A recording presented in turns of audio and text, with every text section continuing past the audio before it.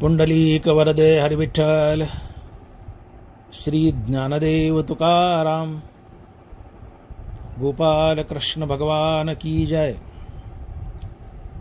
माऊली ज्ञानेश्वर महाराज की जय, जगद्गुरु तुकाराम महाराज की जय। हरिप्राप्तीसी उपाय, धरावे संतांचे ते पाय। तेने साधती साधने, तुटती भवाची बंधने। संताविन प्राप्ती नाही, ऐसी वेद देती ग्वाही। तेने साधती साधने, तुटती भवाची बंधने। एका जनार्दनी संत, एका जनार्दनी संत, पूर्ण करीती मनोरथ। तेने साधती साधने, तुटती भवाची बंधने। प्रस्तुत कीर्तनरूपी सेवेसाठी निवडलेला अभंग श्री संत एकनाथ महाराज यांचा 4 चरणाचा आणि संतपर प्रकरणातील अभंग आहे। नाथ महाराज म्हणतायत, हरिप्राप्तीसी उपाय, धरावे संतांचे ते पाय। हरिप्राप्तीसी उपाय, धरावे संतांचे ते पाय। अभंगाची सुरुवात हरिप्राप्ती या शब्दापासून केली नाथ महाराजांनी। मग ही हरिप्राप्ती म्हणजे काय? तर देश काळ स्वभावे, वेचू जाय न संभवे, ते पद माझे पावे अविनाश तो। देश काळ स्वभावे, वेचू जाय न संभवे, ते पद माझे पावे अविनाश तो।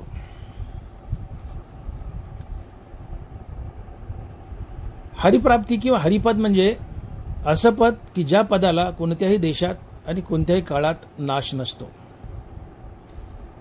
अशा अविनाशी पदाची प्राप्ती म्हणजे हरिपदाची प्राप्ती किंवा हरिप्राप्ती होय। सोप्या भाषेत बोलायचं झालं तर हरिप्राप्ती म्हणजे मुक्ती। हरिप्राप्ती म्हणजे मुक्ती, भगवत प्राप्ती। ही हरिप्राप्ती प्रत्येकाला करून घ्यायची आहे। नरवरा बोलले, पाय पा देहाच्या गावा, जयाला गेले पांडवा, तो कार्यार्थ आगवा सांडून या। मनुष्याने इथं येणं केलंय ते केवळ एक गोष्ट समजून घेण्यासाठी।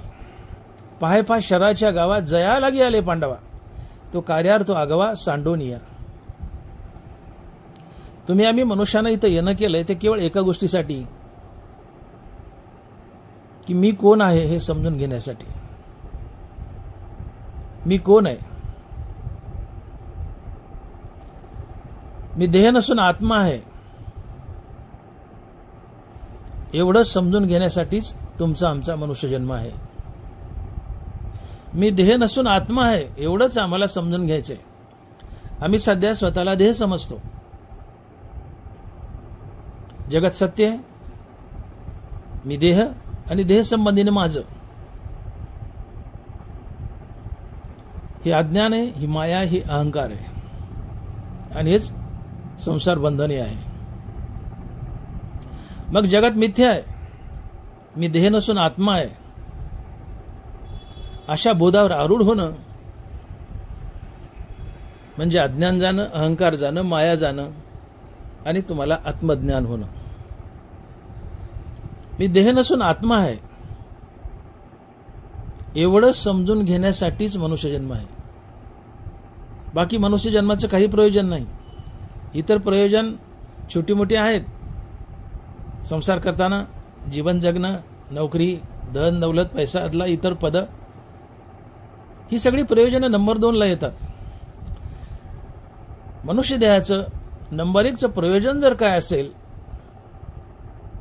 तर ते आहे हरिपदाची प्राप्ती किंवा आत्मस्वरूपाची ओळख।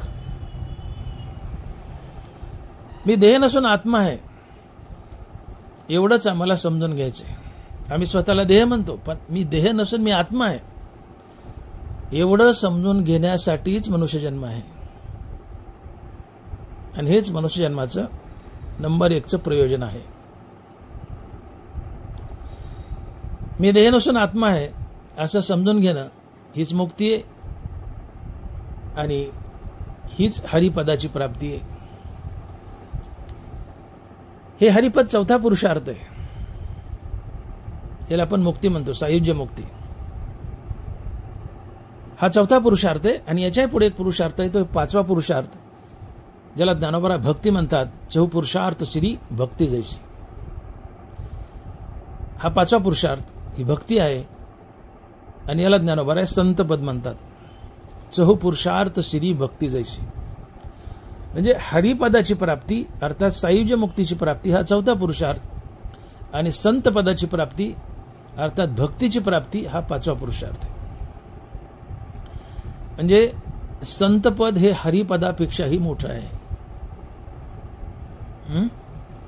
संतपद हरिपदापेक्षाही मोठं आहे. पण ठीक आहे, 19-20 आपण म्हणूया. 4था पुरुषार्थ 5वा पुरुषार्थ आपण एकच गृहीत धरून चालूयात. संत हे मुक्तीवर भजनयुक्त असतात. तर प्राप्त प्रसंगी आपल्याला हरिप्राप्ती एवढा शब्द घ्यायचा आहे. तर हरिप्राप्ती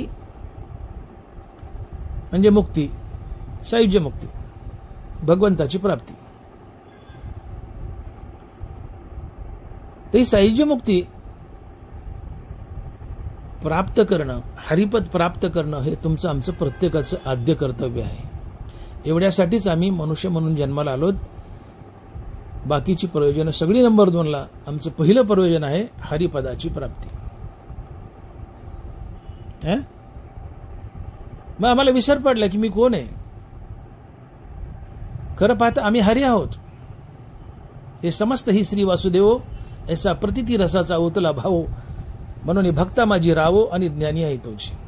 हे समस्त ही श्री वासुदेव, सगळे जगत वासुदेव कृष्ण स्वरूप आहे. धरिली सोंगे यांनी अवघी पांडुरंगे. जगातली प्रत्येक वस्तू म्हणजे पांडुरंगानं धरलेलं सोंगे. तुम्ही आम्ही सगळे पांडुरंगच आहोत. पण आम्ही पांडुरंग आहोत हे आम्हाला माहीत नाही. आम्ही पांडुरंग आहोत असं म्हणणं आम्हाला पटत नाही. तर आम्ही पांडुरंगच आहोत, आम्ही हरीच आहोत हे माहीत करून घेण्यासाठीच मनुष्य जन्म आहे. आणि यालाच हरिप्राप्ती म्हणतात. आणि म्हणून प्रत्येकाला हरिप्राप्ती करायची आहे.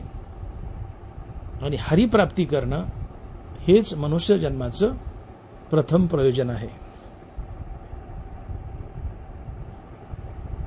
मी कोण आहे, कुठून आलोय, मला कुठं जायचंय, माझा कायमचा पत्ता काय आहे हे आम्हाला माहीत करून घ्यायचे.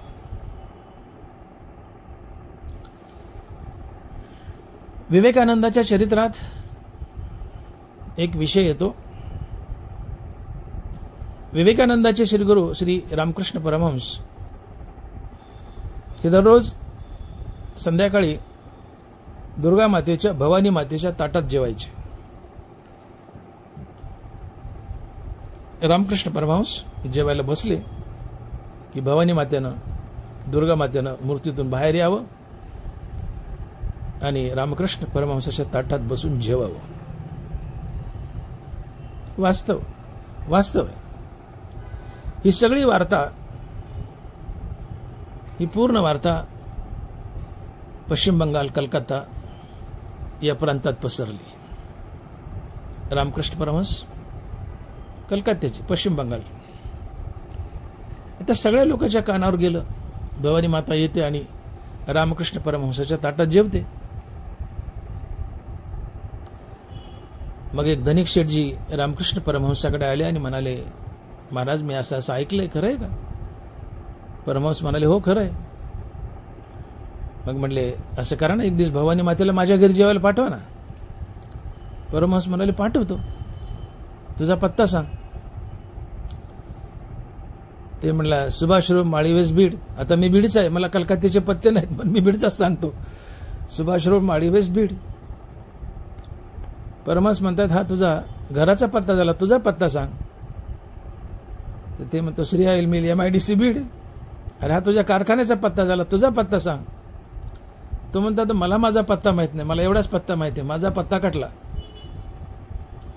त्यावर परमहंस म्हणतात की जा शेठजी जा, आपला पत्ता माहीत करून घ्या, आणि ज्या दिवशी तुम्हाला तुमचा पत्ता माहीत होईल, तुम्हाला तुमचा कायमचा पत्ता माहीत होईल, त्या दिवशी भवानी माता मी न सांगता स्वतःहून तुमच्या घरी येईल, तुमच्या ताटात जेवण करेल, तिथे माझ्या वसिलेची गरज पडणार नाही.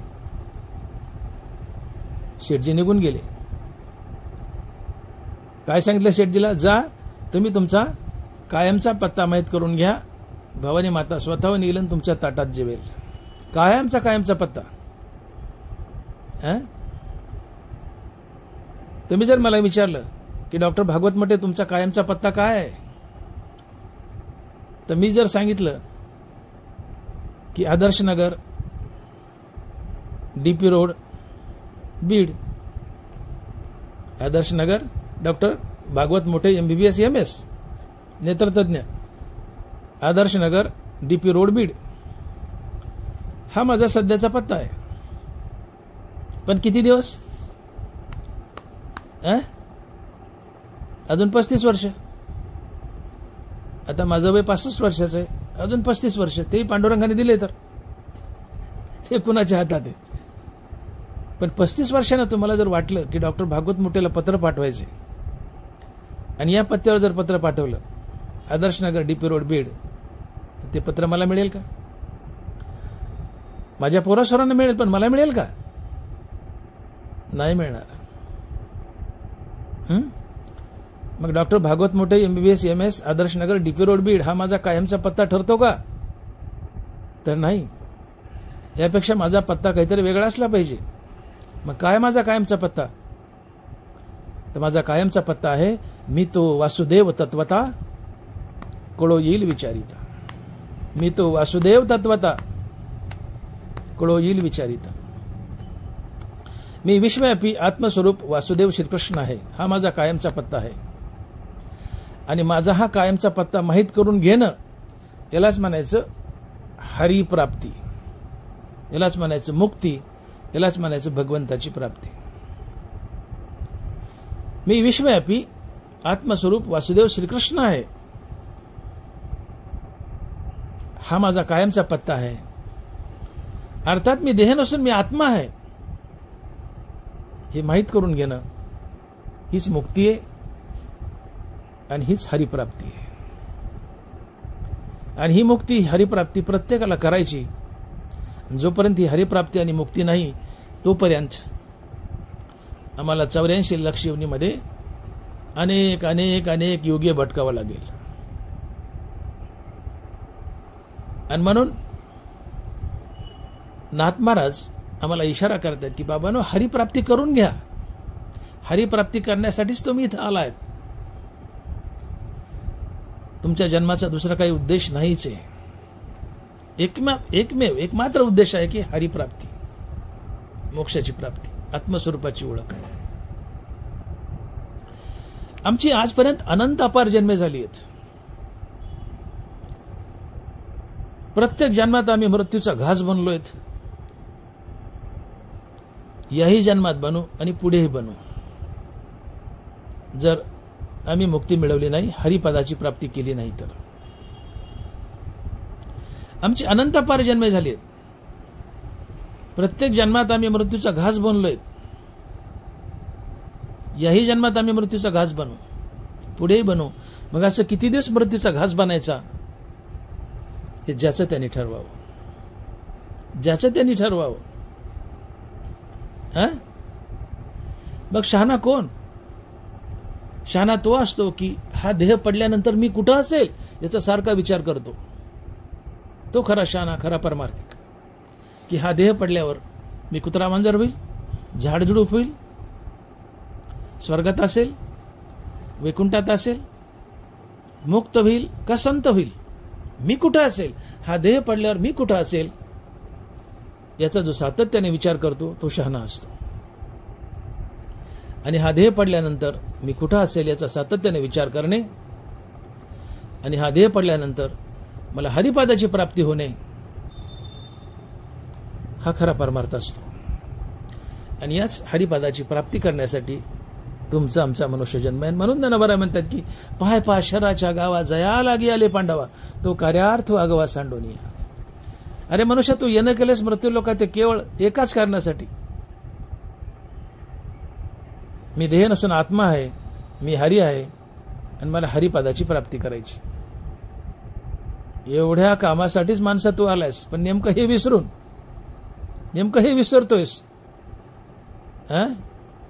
आणि संसाराच्या फापट पसाऱ्यात अडकतोयस. तुकोबाराय बोलले, सांडोनी दो अक्षरा काय करू हा पसारा आहे, संसार पसारा आहे. रामनाम सोडले, मुक्ती सोडली, सांडोनी दो अक्षरा काय करू हा पसारा. तुम्ही रामनाम घ्यायचं सोडले, मुक्तीच्या मागे लागले नाही, हरिपदाची प्राप्ती नाही, हा पसारा आहे. आणि मग शहाणा होण्याची गरज आहे. तुम्ही मनुष्य रूपात आहात. नाथ महाराज म्हणतायत, मनुष्य पण तरी साधी नारायण, नाहीतरी हीन पशुवनी. माणसा, तू मनुष्य रूपात आहेस ते केवळ हरिपदाच्या प्राप्तीसाठी, आणि ही हरिपदाची प्राप्ती केली नाहीस तर तू जनावरापेक्षा ही नाहीस, पशुपेक्षाही ही नाहीस. नरदेह परम पावन, पावनी न साधे ब्रह्मज्ञान, तू लांडा गर्द बजान पुच्छे विन दोपाई. काय म्हणतात नाथ महाराज, मनुष्य देह परम पावन, पावनी न साधे ब्रह्मज्ञान, तू लांडा गर्द बजान पुच्छे विन दोपाई. माणसा, तुला परम पावन असा मनुष्य देह मिळालाय, अनमोल असा मनुष्य देह मिळालाय. आणि असा मनुष्य देह मिळूनही तू जर आत्मज्ञानाची प्राप्ती केली नाही, हरिपदाची प्राप्ती केली नाही, तर तू 2 पायाचा आणि बिन शेपटाचा गधा आहेस, गाढव आहेस. आणि म्हणून जे आत्मज्ञानाच्या हरिपदाच्या प्राप्तीच्या मागे लागत नाही ती गाढव आहेत. आणि मग ती शहाणे आहेत की जे आत्मज्ञानाच्या आणि हरिपदाच्या प्राप्तीच्या मागे लागत आहेत. माणसाचं एक गणित मला कळत नाही. आस्तिक आणि नास्तिक असे 2 भाग पाडलेत आम्ही. खरं तर या जगात कुणी नास्तिक नाहीच आहे, नास्तिक नाहीच आहे. एक तर गोष्ट ज्ञानोबा म्हणाले की मनुष्य जात सकळ स्वभावता भजनशील. मनुष्य हा स्वभावता भजनशील आहे, कुठं ना कुठं आस्था ठेवतो. देवात असो, दैत्यात असो, राक्षसात असो, हलका देव असो, भारी देव असो, माणसात असो, कुणावर ना कुणावर श्रद्धा ठेवतो. मनुष्य जात सकळ स्वभावता भजनशील. मनुष्य भजनशील आहे. ठीक आहे, कडेवर नास्तिकता आपण मांडलीही, जो देवाला मानत नाही, तर नास्तिकाला सुद्धा हरिपदाची आस्था आहे, हे सत्य आहे. तुम्ही ज्याला नास्तिक म्हणतात त्याला सुद्धा भगवंताच्या प्राप्तीची, हरिपदाच्या प्राप्तीची इच्छा आहे. मी आपल्याला सिद्ध करून देईल. मला सांगा, मोक्षाची व्याख्या काय? दुःखाची अत्यंतिक निवृत्ती आणि परमानंदाची प्राप्ती, याला मुक्ती म्हणतात. मोक्षाच्या अनेक व्याख्या आहेत. अहंकार असेल, मनाचा मनपणा नाहीसा होणं, हाच मोक्ष असतो. अहंकार गेला, तुका म्हणे देव झाला. पण विचारसागरानं मोक्षाची केलेली व्याख्या, जे दुःखाची अत्यंतिक निवृत्ती आणि परमानंदाची प्राप्ती, ही मुक्ती असते. मग जगात असा कोण माणूस आहे की ज्याला वाटतं की माझ्या जीवनात दुःख यावं, माझ्या जीवनात सुख येऊ नये, असं कोणी माणूस आहे? मजला की दुःख व्हावे, मला दुःख व्हावं, असं कोण माणूस आहे का जगात असं म्हणणार? प्रत्येकाची इच्छा काय की माझ्या जीवनातून दुःख समोर निघून जावं आणि माझ्या जीवनात आनंद यावा. मग जीवनातून दुःख निघून जावं आणि जीवनात आनंद यावा हे प्रत्येकाला वाटतंय. म्हणजे तो मोक्षाचीच अपेक्षा करतो. मोक्ष म्हणजे भगवंत, मोक्ष म्हणजे हरी, मोक्ष म्हणजे पांडुरंग. मोक्ष का वेगळा आहे का? पांडुरंग स्वरूप बनणं म्हणजेच मोक्ष. पांडुरंग आत्मस्वरूप आहे. मग पांडुरंगाच्या आत्मस्वरूपात विलीन होणं हाच मोक्ष आहे. मग नास्तिक मनुष्य या जगात तुम्हाला सापडेल का? नास्तिक नाहीच आहेत. विनाकारण नास्तिक आम्ही म्हणतो. आणि नास्तिक गृहीत धरलाय तर नास्तिकाला सुद्धा जो देव मानत नाही त्यालाही देवाच्या प्राप्तीची इच्छा आहे. काय देवाची प्राप्ती, काय मुक्ती? दुःखाची आत्यंतिक निवृत्ती आणि परमानंदाची प्राप्ती. ही मुक्ती ही देवाची प्राप्ती आहे. हे हरिपद आहे. मग प्रत्येकाला वाटतं की माझ्या जीवनातून दुःखाची आत्यंतिक निवृत्ती व्हावी आणि मला परमानंदाची प्राप्ती व्हावी. ही प्रत्येकाची इच्छा आहे. आणि ही इच्छा बाळगणं म्हणजेच मोक्षाची इच्छा आहे, हरिपदाची इच्छा आहे, भगवत स्वरूप बनण्याची इच्छा आहे. माणसं अंधकारात वागतायत. प्रत्येकाला देव हवाय, पण अज्ञानानं ते कळत नाही, उमजत नाही. आणि म्हणून हरिपदाची प्राप्ती हे आमचं प्रमुख ध्येय असावं. हरिपदाची प्राप्ती हे आमचं प्रमुख ध्येय असावं. आणि हरिपदाची प्राप्ती जर केली नाही तर ज्ञानावरा म्हणतात वाया एरजार हरिविना. तुमची चक्कर झाली. मनुष्य देहाचा हाची स्वार्थ साधा वया चौथा पुरुषार्थ. माणसा तू मनुष्य म्हणून जन्माला आलायस. तुझं ध्येय एकच असलं पाहिजे, हरिपदाची प्राप्ती, मोक्षाची प्राप्ती. अन्यथा तू प्राण्यापेक्षा ही नाहीस, पशुपेक्षा ही नाहीस. 2 पायाचा आणि बेनशेपटाचा गदा आहेस. तुझ्या जन्माची व्यर्थ चक्कर झाली. वाया एरजार हरिविना. म्हणून मनुष्य रूपात आलाय. मनुष्य जन्म अनमोल आहे. स्वर्गातले अमर सुद्धा टोकतायत या मनुष्य जन्मासाठी. हे वर गेलेत ना, मनुष्य जन्मातूनच पुण्य कमवून वर गेले स्वर्गात.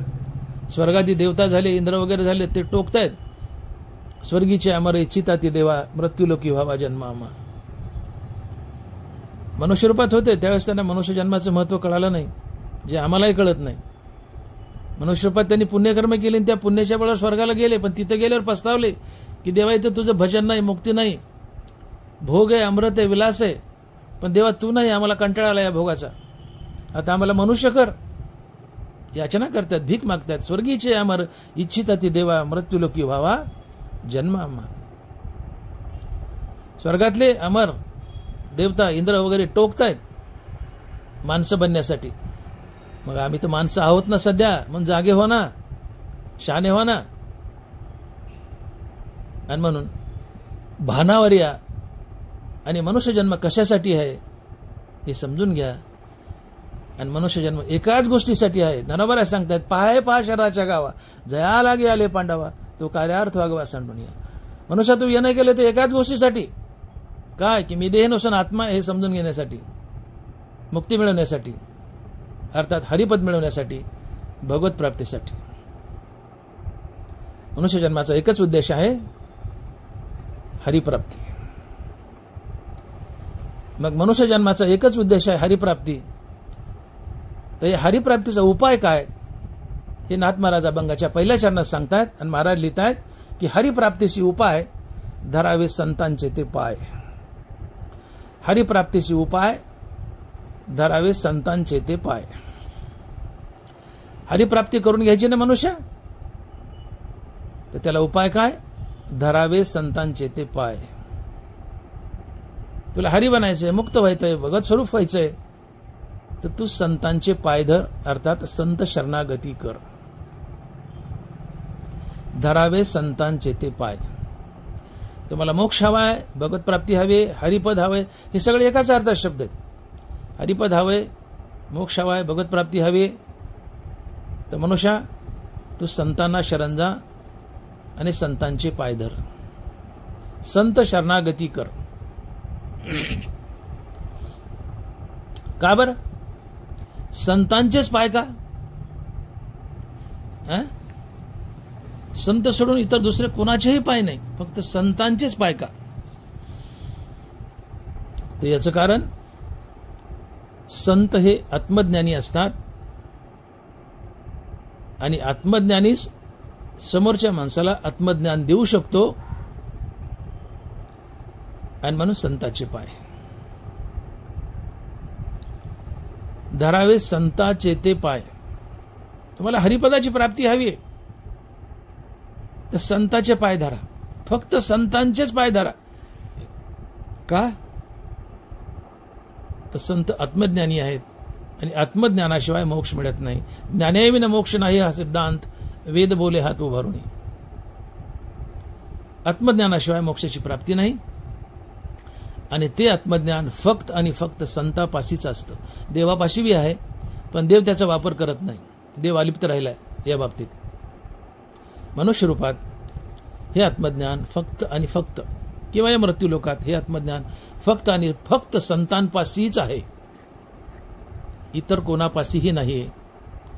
आणि म्हणून फक्त संतांचीच शरणागती आणि संतांचेच पाय. आणि मग ज्ञानमारा बोलतायत की आत्मज्ञाने चोखडी, संत जे माझी रूपडी, ते तर दृष्टी पडो आवडी कामिनी जैसी. आत्मज्ञाने चोखडी, आत्मज्ञानानं चोख असलेले पवित्र असलेले संत, यांच्यावर तुझी नजर पडू दे. कशी नजर पडू दे? आत्मज्ञाने चोखडी, संत जे माझी रूपडी, ते तर दृष्टी पडो आवडी कामिनी जैसी.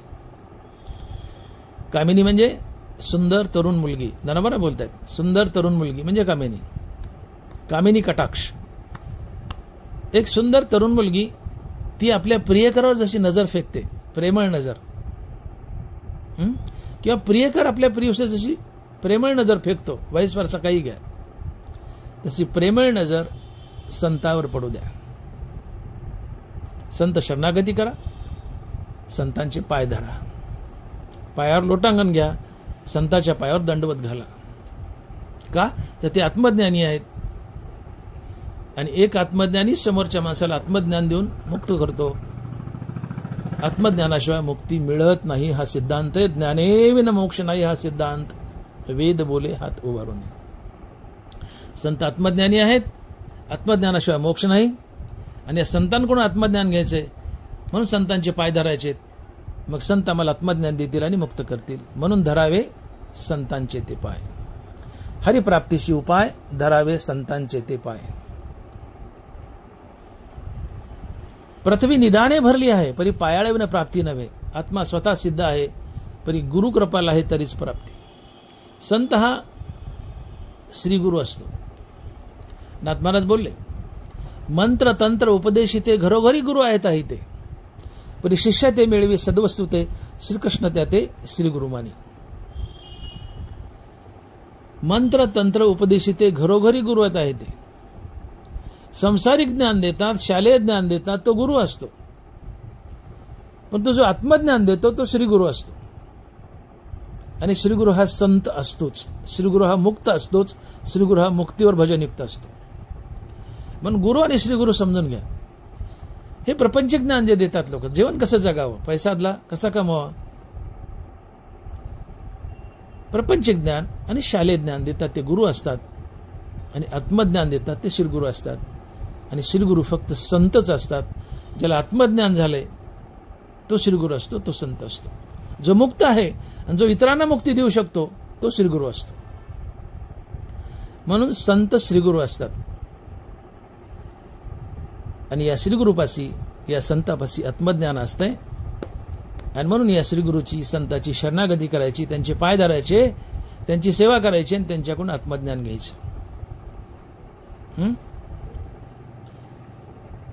पृथ्वी निदानानं, खनिजानं, सोननानं याने गच्च भरली आहे.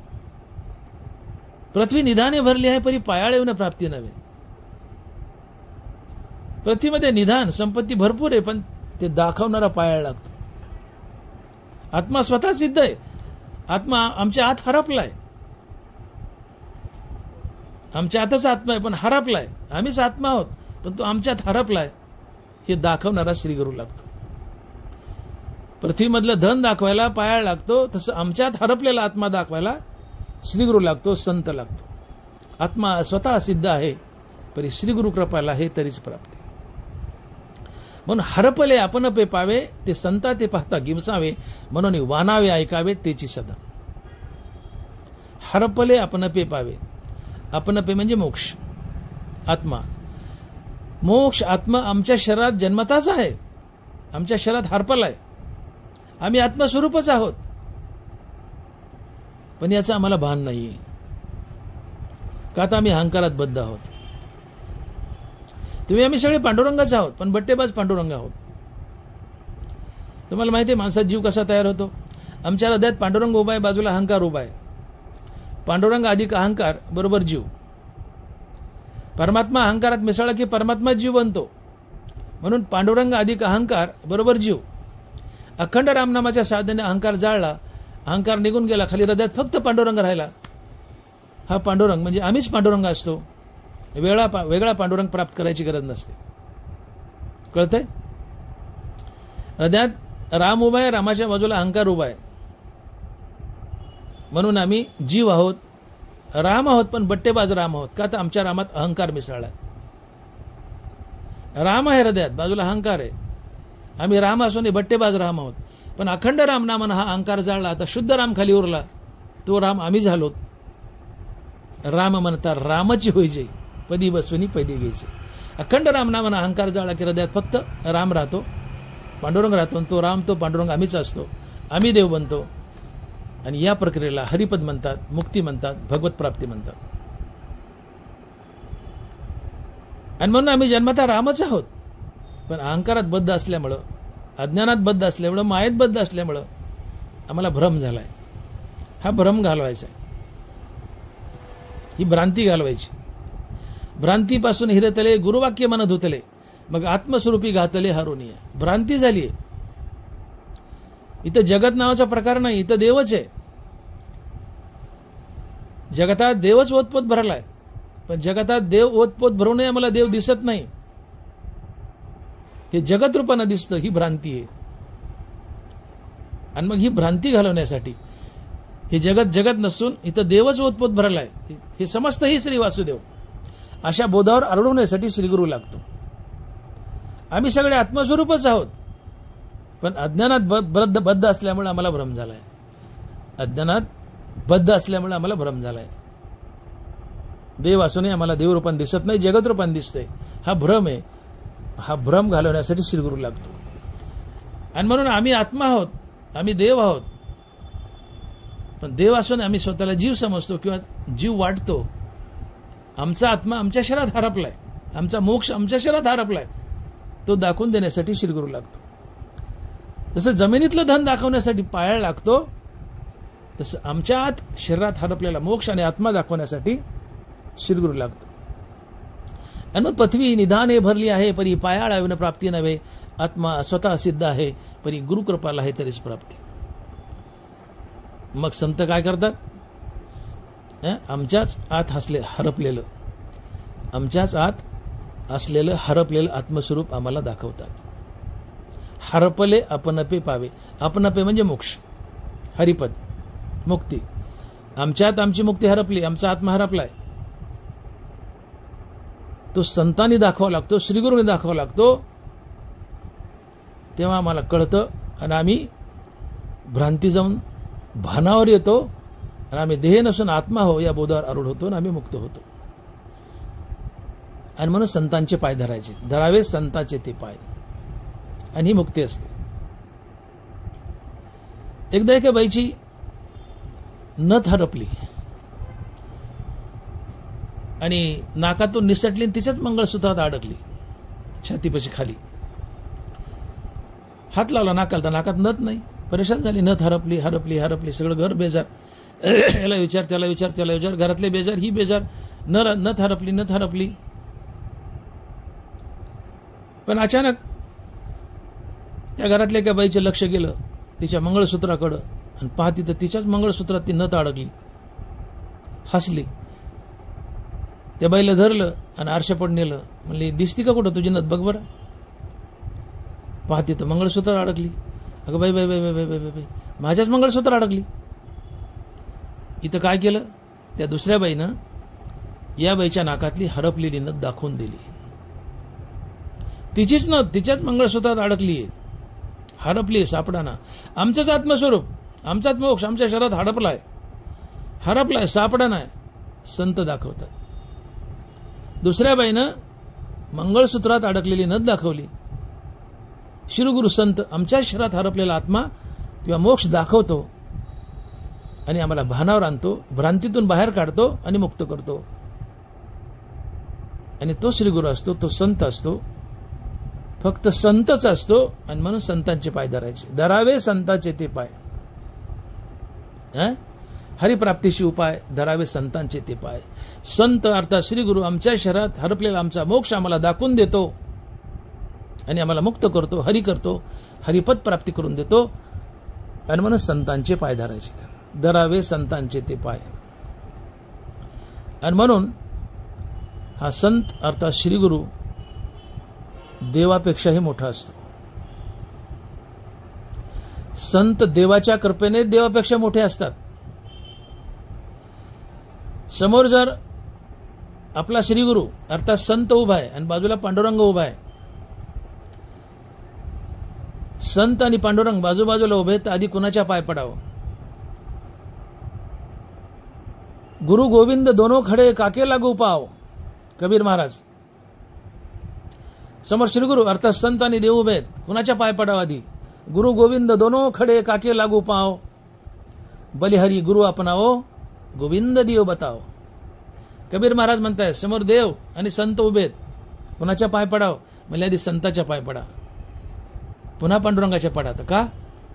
संत श्रीगुरु आहे आणि या श्रीगुरुमुळे तुम्हाला देव भेटतो. म्हणून हा श्रीगुरु हा संत देवापेक्षाही मोठा आहे, देवापेक्षाही मोठा आहे. श्रीगुरु हा देवापेक्षा मोठा आहे. पण देवाच्याच कृपेने हे लक्षात ठेवा. तुका म्हणे आम्ही देवाहुनी बळी, तुका म्हणे आम्ही देवाहुनी बळी, राहिलो निराळी टाकून आशा. तुकोबारा म्हणतात आम्ही देवापेक्षा बलवान आहेत, पण देवाच्याच कृपेने. भगवान स्वतः स्वमुखाने म्हणतायत की योगिया जो जाणीजे, योगिया जो मनीजे तो देवाचाही देव जाणीजे. योगिया जो मनीजे तो देवाचाही देव जाणीजे. सुख सर्वस्व माझे चैतन्य तो. हा योगी म्हणजे संत, कर्मयोगी. हा संत देवाचाही देव आहे. योगिया जो मनीजे तो देवाचाही देव जाणीजे. सुख सर्वस्व माझे चैतन्य तो. आणि म्हणून हा कर्मयोगी, हा संत, हा श्रीगुरु देवाचा देव आहे. देव या संतांची पूजा करतो. देवाच्याच कृपेने संत अर्थात श्रीगुरु देवापेक्षाही मोठे असतात.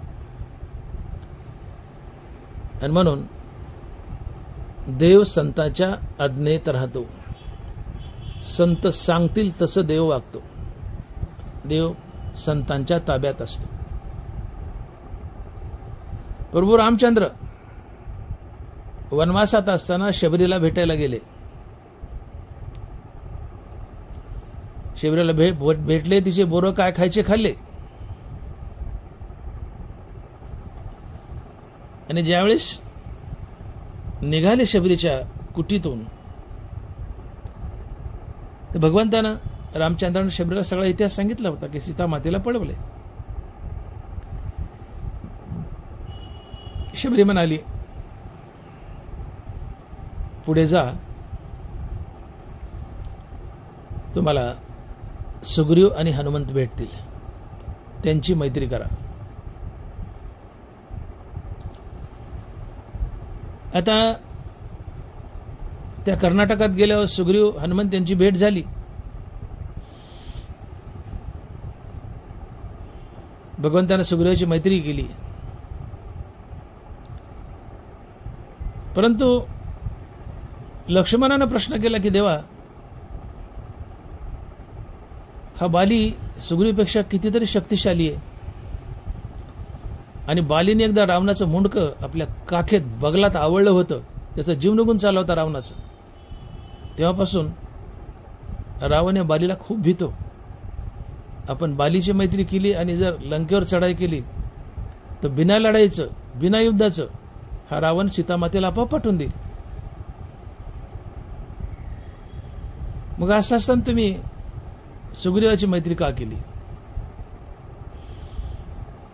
बरोबर रामचंद्रानं गोड उत्तर दिले, म्हणले लक्ष्मणा तुझं बरोबर आहे, पण म्हणले मी भक्ताच्या अधीन आहे, मी संताच्या अधीन आहे.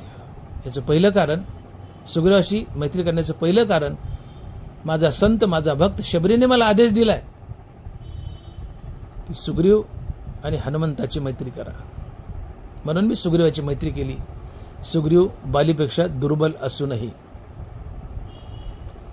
देव संताच्या आज्ञेत वागतो. संत सांगतील तेच देव करतो आणि म्हणून संत देवापेक्षा मोठे आहेत. संत कृपा झाली तरच देव तुम्हाला मुक्ती देतो. संतांनी म्हणा मुक्ती द्या आणि देवाने द्यावी. देव संताच्या आज्ञेत वागतो. मी शबरीच्या अर्थात संताच्या आज्ञेत वागतो म्हणून शबरीचं ऐकलं, सुग्रीवाशी मैत्री केली, दुर्बल असू नये. आणि दुसरं कारण, बालीशी मैत्री केली, रावणाने घाबरून सीतामातेला आपोआप पाठवून दिलं असतं. मग त्या कुंभकर्णाला, रावणाला कुणी मारलं असतं? माझ्या अवताराचा उद्देशच काय? रावण मारायचा आहे, कुंभकर्ण मारायचा आहे, दुष्ट इतर राक्षस मारायची आहेत. ते कार्य सफल झालं नसतं. म्हणून मी सुग्रीवाची मैत्री स्वीकारली. हे दुसरं कारण. आणि पहिलं कारण, मी संतांच्या अधीन आहे. संत सांगतील तसा देव वागतो. संत देवाच्या कृपेने देवापेक्षा मोठे, पण देव संतांच्या आज्ञेत वागतो. देवाने शबरीची आज्ञा पाळली.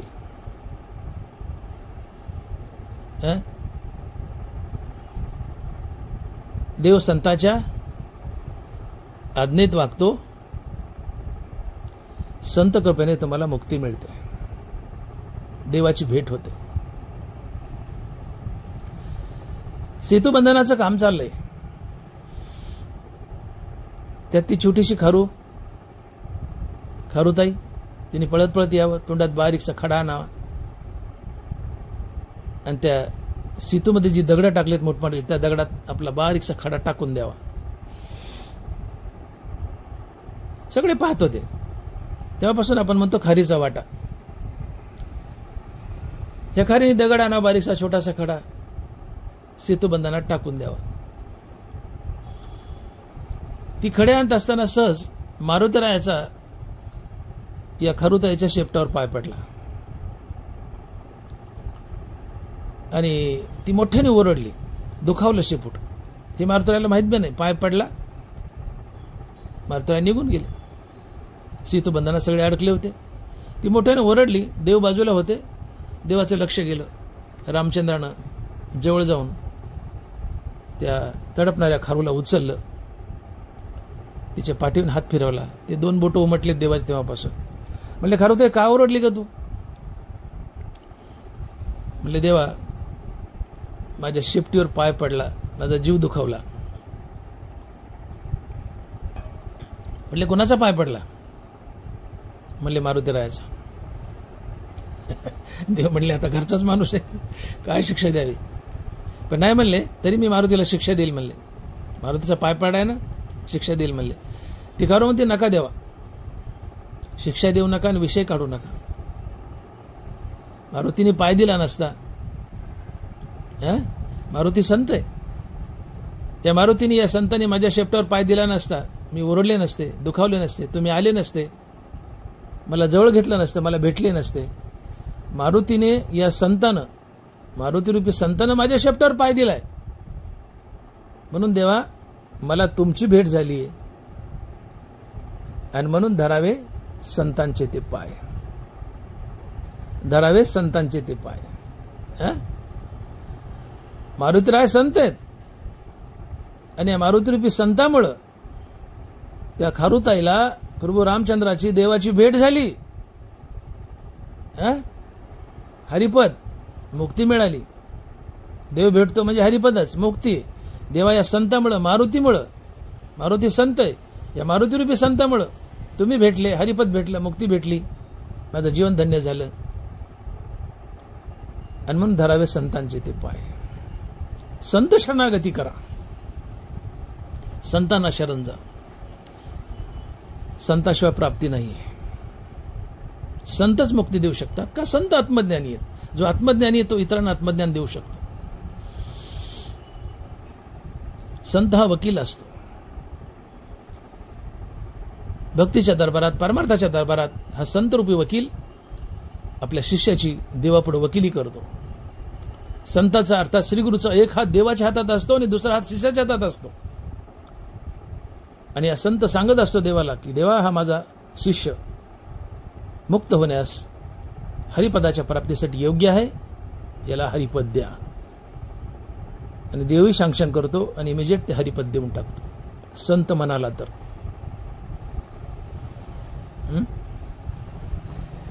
एखादा विद्यार्थी आहे, परीक्षेमध्ये 95% मार्क घेऊन पास झालाय, उत्कृष्ट स्कोअर आहे, 95% मार्क्स घेतलेत.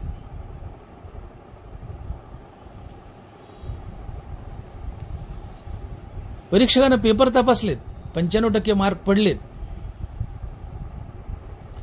पेपर विद्यापीठात गेलाय, मार्क लिस्ट तयार झाली. मुलानं स्वबळावर, स्वबुद्धीवर 95% मार्क्स घेतलेत. पण परीक्षक जेव्हा सांगेल, पेपरावर टाकेल की याला 95% मार्क्स पडतात, तेव्हा विद्यापीठ मार्क्स मेव तयार करतं आणि तुम्हाला 95% मार्क्स पडलेत, असा मार्क्स मिळाल्यावर तुम्ही पुढच्या वर्गात जाता. परीक्षकांना सांगावं लागतं की हा पास होण्यास योग्य आहे, अभ्यास तुमचा आहे, स्वबळावर अभ्यास केलाय, स्वबळावर 95% मार्क्स मिळवलेत. पण तरी सुद्धा ते मान्य होत नाही. परीक्षकांना सांगावं लागतं, त्या पेपरावर टाकावं लागतं की याला 95% मार्क्स पडतात, तेव्हा विद्यापीठ ग्राह्य धरतं आणि तुम्हाला मार्क्स मेमो देतं, पुढच्या वर्गात ढकलतं. तसंच तुमचं चिंतन आहे, तुमचा परमार्थ आहे. तुम्ही रामनाम घोकलंय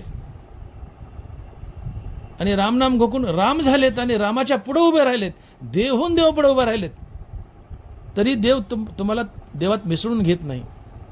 तिथं संतांनी यावं लागतं आणि सांगावं लागतं की देवा, हा देव झालाय आणि देव होण्यास योग्य आहे.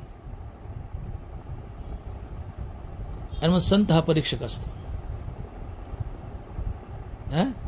संतांनी सांगावं लागतं तुमची भक्ती आहे, तुम्ही भक्ती करून विकार त्यागलेत, काम, क्रोध, लोभ, मोह, मत्सर, अहंकार, हे सगळे विकार टाकलेत, निर्विकारी झालेत आणि प्रत्यक्षात देव बनलेत साधनेने. आणि देव बनून देवापुढे उभा राहिलेत, तरी देव स्वीकारत नाही, तुम्हाला हरिपद देत नाही. तिथं शिरगुरू लागतो, संत लागतो. त्यांनी सांगावं लागतं की देवा हा संत बनण्यास, मुक्त होण्यास योग्य आहे, आणि मग देव मुक्ती देतो. आणि म्हणून संतांचे पाय धरायचे. तुम्ही किती साधना करा, किती भक्ती करा, आपल्या साधनेच्या, भक्तीच्या बळावर तुम्ही प्रत्यक्षात देव बनलेत, विकार जाळलेत, निर्विकारी बनलेत, देव होऊन देवापुढे उभा राहिलेत, तरी देव तुम्हाला हरिपद देत नाही. संतांनी सांगितलं तरच देतो. आणि म्हणून संतांचे पाय धरायचे, धरावे संतांचे ते पाय. संताशिवाय मुक्ती नाही, संताशिवाय हरिपदाची प्राप्ती नाही. आणि म्हणून नाथ महाराज म्हणतात की हरिप्राप्तीशी उपाय धरावे संतांचे ते पाय. म्हणून संत शरणागती आहे. आता प्रश्न असा उभा राहतो की संत कुणाला म्हणावं?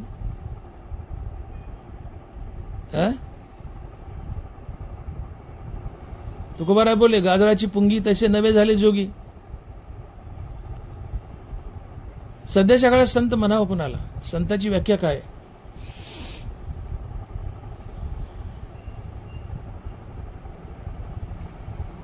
नाथ महाराज म्हणतात, एका जनार्दनी भक्त देव त्यांचा अंकित दास होय. एका जनार्दनी भक्त देव त्याचा अंकित दास होय. ज्याच्याजवळ विवेक वैराग्य आहे, श्रीगुरूच्या कृपेने ज्याला आत्मज्ञान झाले, जो मुक्त आहे, मुक्तीवर भजनयुक्त आहे, ज्यांनी प्रत्यक्षात पांडुरंग पाहिला आणि पांडुरंगाने ज्याचं दास्यत्व केलंय, तो संत असतो, इतर दुसरं कोणीही नाही. पण कोणीही स्वतःला संत म्हणून घेऊ नये. आम्ही 4 अभंगावर आणि 4 वयावर संत म्हणून घेतो. 4 कीर्तन केली स्वतःला संत म्हणतो, जगही आम्हाला संत म्हणतं आणि आम्ही आनंदानं स्वीकारतो. करिता कीर्तन न होती संत, न होती संत सांगता पुराण. तुम्ही कीर्तन केलं म्हणजे संत होत नाहीत, पुराण सांगितलं म्हणजे संत होत नाहीत. पुराण सांगाशी पुराणिकच होशील, परी वैष्णव न होशी रे जाना. वैष्णव म्हणजे संत. तो गोबर आहे बोलतायत. करिता कीर्तन न होती संत, न होती संत सांगता पुराण. तुम्ही कीर्तन केलं की जग तुम्हाला संत म्हणतात, तुम्ही स्वतःला संत म्हणून घेता, लोकांकडून आपली पूजा करून घेता. तो गोबर आहे म्हणतात, करिता कीर्तन न होती संत. कीर्तन केलं म्हणजे तुम्ही संत झालात असं नाहीये. पुढे या कीर्तनकारातूनच संत होतात, यात वाद नाही.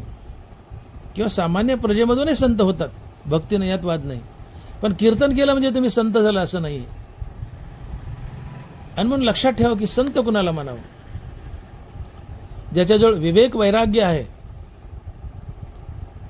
श्रीगुरूच्या कृपेने ज्याला आत्मज्ञान झालंय, जो मुक्त आहे, जो मुक्तीवर भजनयुक्त आहे, ज्यांनी प्रत्यक्षात पांडुरंग पाहिला आणि पांडुरंगाने ज्याची चाकरी केली, तो संत असतो, इतर दुसरं कोणी नाही. प्रत्येकाने आपलं आत्मपरीक्षण करावं की आपण कुठे बसतो. कीर्तनकारानं आत्मपरीक्षण करावं की आपण संत आहोत का. आम्ही ओटसूट कोणालाही संत म्हणतो. बहु अवघड आहे संत भेटी, तो महात्मा धनुर्धरा दुर्लभवती. या जगतात सगळ्यात दुर्मिळ काय असेल तर संत भेट. जसं परीस आणि अमृत दुर्मिळ आहे, तसं संत भेटी दुर्मिळ आहे. बहु अवघड आहे संत भेटी, तो महात्मा धनुर्धरा दुर्लभवती धनवर आहे. शेकडो वर्षात एखादा संत होतो, जो ज्ञान गिळून गोविंद गातो, तो संत असतो. जो देवहून देवाचं नाव घेतो, तो संत असतो. मीची होनी पांडवा करीती माझी सेवा. मी होऊन म्हणजे देवहून, मीची होनी पांडवा करीती माझी सेवा, म्हणजे जो देवहून देवाचं नाव घेतो.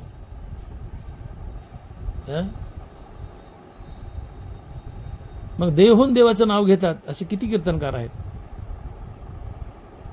पण कोणीही स्वतःला संत म्हणून घेऊ नये. संत पद अतिशय दुर्मिळ आहे. एका जनार्दनी भक्त, भक्त म्हणजे संत, एका जनार्दनी भक्त देव त्यांचा अंकित दास होय. ज्यांनी प्रत्यक्षात देव पाहिलाय, देव ताब्यात घेतलाय, अर्थात ज्यांनी प्रत्यक्षात पांडुरंग पाहिलाय, पांडुरंग त्याच्या अंकित झालाय आणि पांडुरंगाने त्याचं दास्यत्व केलंय, ते संत असतात. आणि म्हणून पांडुरंगानं 36 वर्ष श्रीखंडाच्या रूपात नाथ महाराजचं दास्यत्व केलं. नाथ महाराज संत आहेत. ज्ञानेश्वर महाराज संत आहेत, तुकाराम महाराज संत आहेत, नामदेव महाराज संत आहेत. मुक्तीवर भजनयुक्त आहेत. जे जे भगवत भजन करिजेत तया भागवत मनिजेत. मुक्तीवरी भजनयुक्त महाभागवत उद्धव.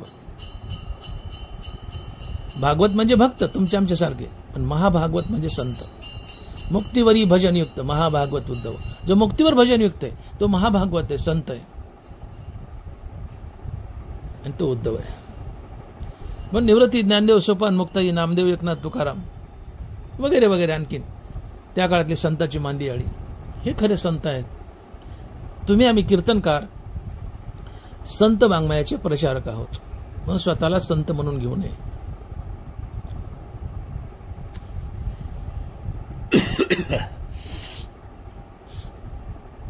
मग आता असा प्रश्न येतो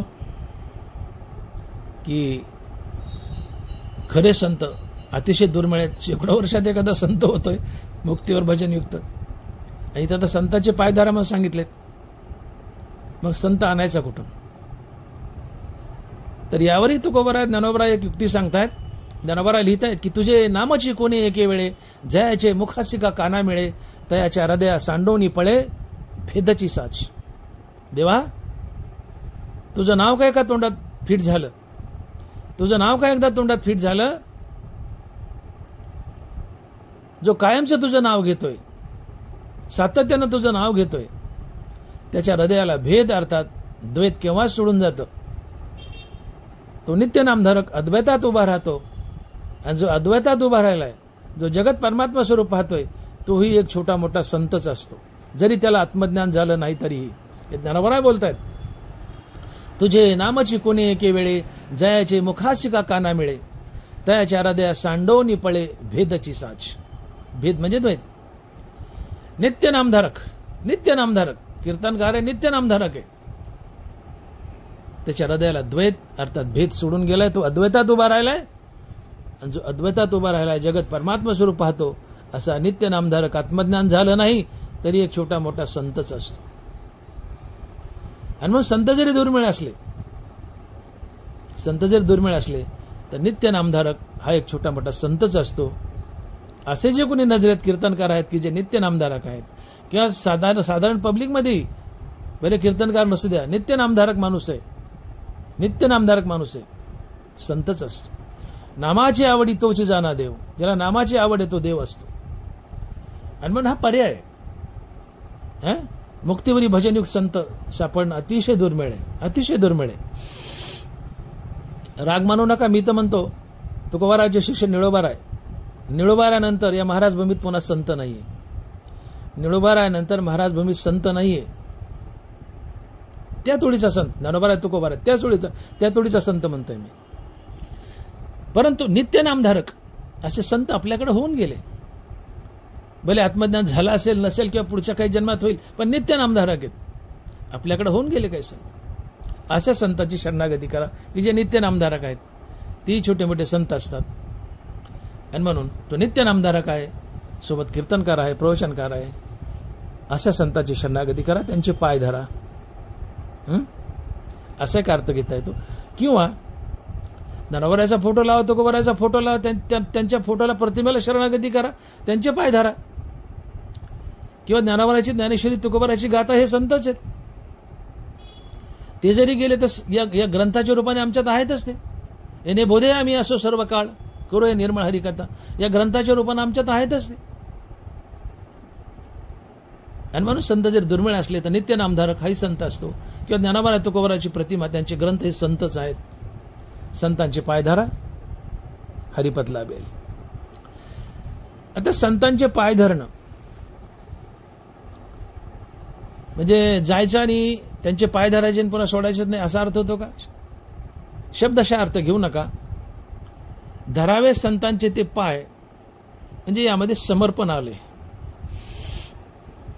तनु मनु जीवे चरणाशी लागावे, अगर्वता करावे दास्य सकळ. याला म्हणायचं धरावे संतांचे ते पाय. तनु मनु जीवे चरणाशी लागावे, अगर्वता करावे दास्य सकळ. कुठलाही गर्व न ठेवता तन मन आणि धनानं संतांची सेवा करा. त्यांना लागलं धन द्या, मनानं त्यांना श्रीगुरु माना, शरानं त्यांची सेवा करा. अंगण झाडा, पाणी भरा, हातपाय दाबा, पण अगर्वता. मी हे करतो याचा गर्व नसावा. अंग वाहून या रोमा वाहने नेणे. अंगावर लाखो केस आहेत, पण शरीर कधी गर्व करत नाही की मी केसाचं वज वाहतोय. तसं गर्व करू नका की मी संतांची सेवा करतोय. अगर्वता करावे दास्य सकळ. तनु मनु जीवे चरणाशी लागावे, अगर्वता करावे दास्य सकळ. आपल्याकडे अशी प्रथा आहे, संत सेवा म्हटलं की एखादा महात्मा ज्याला तुम्ही संत समजता तो तुमच्या घरी आला की व्हॉट्सअपवर मेसेज जातो 400-500 लोकांना, अमके अमके महाराज आले. सगळे धावत येतात मोहळासारखे आणि कचा कचा कचा कचा कचा त्याचं अंग तुडीतात. हात पाय कंबर पाठ टिंगर खिळखिळ करून टाकतात दाबू दाबू त्याला. का तर त्या महाराजाला दाबलं कचा कचा म्हणजे संत सेवा झाली. असेल सेवेचं अंग छोटं मोठं, पण ज्ञानोबा म्हणतात तनु मनु जीवे चरणाशी लागावे, अगर्वता करावे दास्य सकळ. कुठलाही गर्व न ठेवता तनानं मनानं धनानं संतांची सेवा करावी. श्रीखंड्यानं काय केलं? कृष्ण होता तरी काय केलं? अंगण झाडलं, गंध उडून दिला, पुरणपोळ्या केल्या, कावडीने पाणी भरलं. घरात जे जे काम पडेल संताचं ते तुम्ही अगर्वता करावं. लागला पैसा अगर्वता त्यांना द्यावा. मनानं त्यांनी जो मंत्र दिलाय तो जपावा.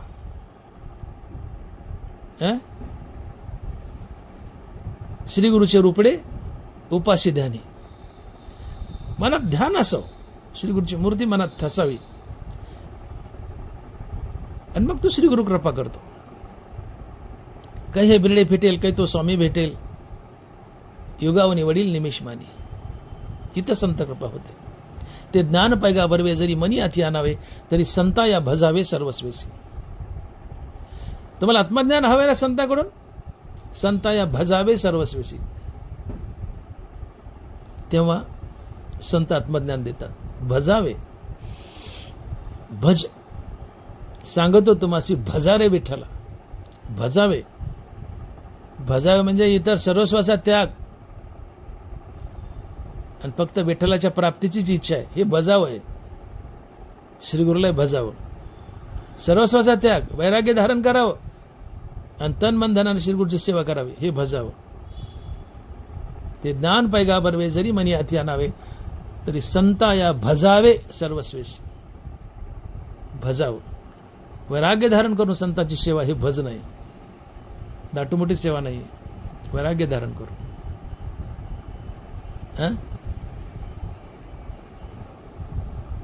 मग ते अपेक्षित आपले तेही सांगतील, पुसले मग अंतकरण बोधले संकल्पा नाही. मग तुम्हाला अशी सेवा केला काय हवे ते विचार, सांगतील, तुमच्यावर कृपा करतील, हरिपद देतील. हरिपद देणार तेच आहेत. कैवल्याचा अधिकारी मोक्षाची सोडी बांधी करी, का जळाचे परी तडोट उगे. हा सद्गुरू, हा संत काय करतो? कैवल्याचा अधिकारी मोक्षाची सोडी बांधी करी. मोक्षाचं गठोडं बांधतो आणि सोडतो, एवढा मोठा अधिकार आहे. मोक्षाची आमाशी नसे अवघड, तो असे उघड गाठोडीस.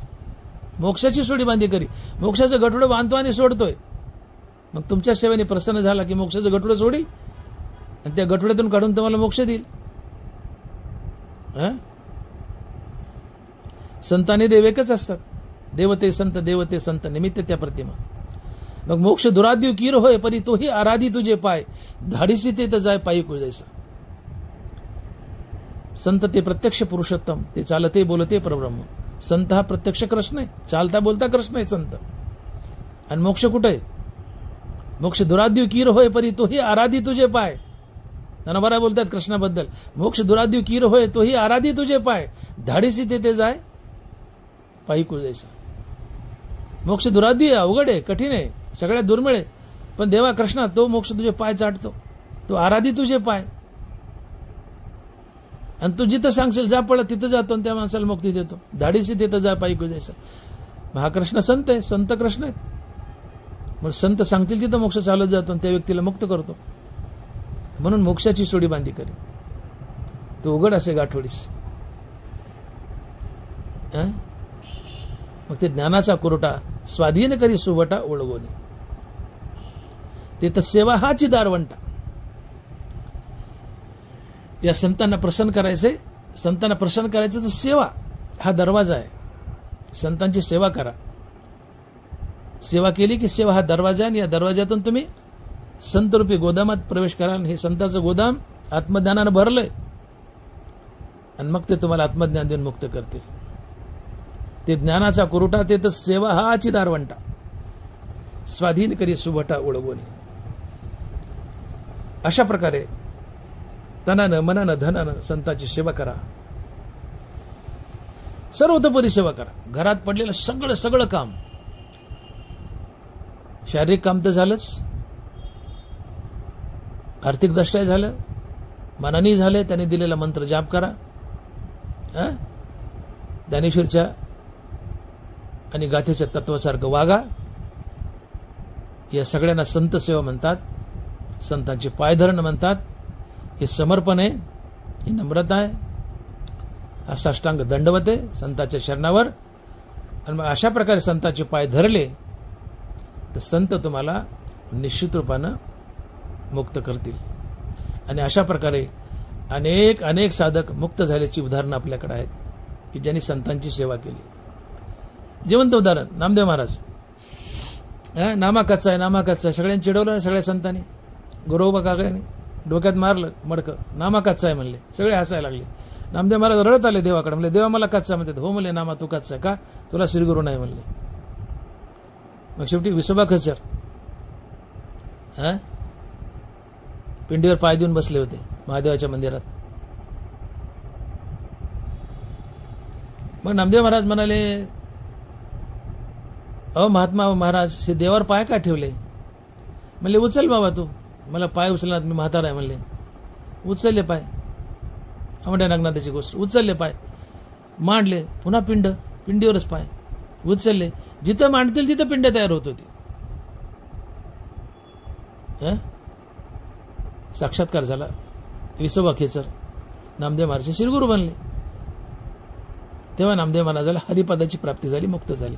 जरी पांडुरंगाचे लढेवाळे भक्त होते तरी श्रीगुरूची गरज पडलीच. श्रीगुरूशिवाय संताशिवाय हरिपद अर्थात मुक्ती मिळतच नाही. आणि मग श्रीगुरूचे संतांचे पाय धरायचे. अशी अनेक उदाहरणं आहेत. नामदेव महाराज, चांगदेव महाराज मुक्ताईने कृपा केली तेव्हा मुक्त झाले. वाल्मिक ऋषी वाल्या कुळी होते, नारदाने कृपा केली. संत कृपेशिवाय मुक्ती नाहीये आणि संतांचे पाय धरल्याशिवाय संत कृपा नाहीये. आणि मग संतांचे पाय धरायचे आणि मग हरिप्राप्तीचे उपाय धरावे संतांचे ते पाय. हरिप्राप्तीचे उपाय धरावे संतांचे ते पाय. मग अशा प्रकारे संतांचे पाय धरल्यानं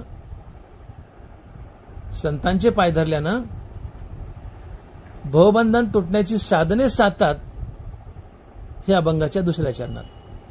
आणि मग नाथ महाराज लिहित आहेत की तेने साधती साधने तुटती भवाची बंधने. तेने साधती साधने तुटती भवाची बंधने. संतांचे पाय धरल्यानं काय होतंय, भवबंधन तुटण्याची साधनं तुम्हाला संत सांगतात. संतांचे पाय धरले, सेवा केली, सर्वतोपरी सेवा केली, तनमनु जीवे चरणाशी लागावे, सगळ्या प्रकारे सेवा केली, संत प्रसन्न झालेत. मग आता काय करतात संत,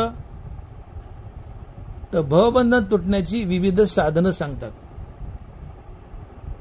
त्यातून सोपं साधन निवडून देतात. चरणाकडे लक्ष द्या. तेने साधती साधने, अनेक वचनीय. तेने साधती साधन नाहीये, तेने साधती साधने तुटती भवाची बंधने. संतांचे पाय धरल्यानं, संत सेवेने संत प्रसन्न झालेत. आणि मग तुम्हाला भवबंधन तुटण्याची विविध साधनं सांगतात. आणि म्हणून तेने साधती साधने, अनेक वचनी येतात. मग ती भवबंधन तुटण्याची अनेक साधनं काय आहेत की जे संत सांगतात. ज्ञानयोग आहे, कर्मयोग आहे, अष्टांग योग आहे, भक्तियोग आहे, ही नाना प्रकारची साधनं आहेत. पण यातली काही सोपी आहेत, काही अवघड आहेत. आता ज्ञानयोग घ्या, ज्ञानयोग, संन्यास योग सोपा आहे का. तुम्ही 12 अध्याय बघा. तहाने तहानच पियावी, भुकेली भूकच खावी, अहोरात्र व्हावी मवा वारा. तहान लागली तहान प्यायची, भूक लागली भूकच खायची, अहोरात्र व्हावी मवा वारा, वारा भसकायचा. याने भागल का. किती कष्टदायी. तहान लागली तहानच प्यायची, पाणी नाही तहानच प्यायची, भूक लागली भूकच खायची, कष्टदायी आहे. शीत वडावे उष्ण पांघरावे, वृष्टीचे असावे घरा तू, थंडी वाढली थंडीच पांघरायची, पावसाच्या घरात राहायचं, कठीण आहे मोठं. पाय लोहाचे चणे, बोचरिया पडे खाणे. बोचऱ्या माणसाला लोखंडाचे हरभरे फोडायला दिलेत, काय कष्ट पडतील. अहो किती कष्ट पडतील. जीव घेणं ना ते, तितकं जीव घेणं कष्ट या ज्ञानयोगात आहे, अष्टांग योगात आहे. म्हणून अष्टांग योगे न सिनिजे, यम नियम निरोध न कीजे राया, वाचा गीत गायजे, वाचा गीत गायजे. म्हणून संत नेहमी सोपा मार्ग सांगतात. आणि तो सोपा मार्ग आहे भक्तियोग आणि कर्मयोग. भक्तियोग आणि कर्मयोग अक्षरशः एकच आहे. तुम्ही लक्षात घ्या,